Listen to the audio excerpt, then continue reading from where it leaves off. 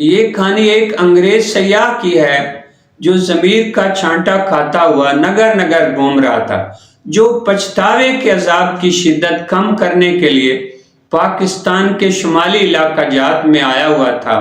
جب میں نے یہ کہانی سنی تو میں حیران رہ گیا۔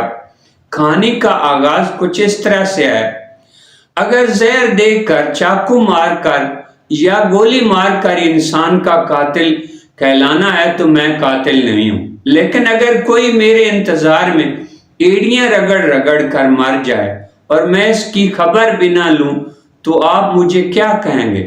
اگر کوئی پیار کے دو بول سننے کے لیے سسک رہا ہو اور میں اس کی طرف جھانکنا بھی گوارا نہ کروں تو آپ مجھے کیا کہیں گے؟ اگر کوئی انسان نحیف و نزار ہو جائے کہ اپنا سوکھا حلق گیلا کرنے کے لیے تڑپ تڑپ کر جان دے دے اور کوئی اس کی مدد کو نہ پہنچے تو آپ اسے کیا کہیں گے؟ بالفرض ایسا شخص باپ ہو تو کیا اس کا بیٹا قاتل نہیں گردانا جائے گا؟ دوستو، میں قاتل ہوں، میرا پورا معاشرہ اس قتل میں میرا شریک ہے۔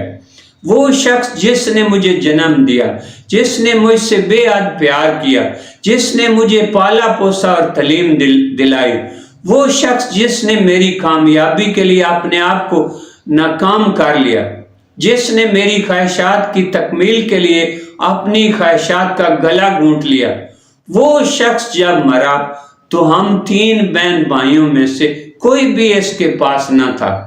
نہ جانے وہ کتنے دن بیمار رہا اور کتنے دن تڑپ تڑپ کر آخر مر گیا۔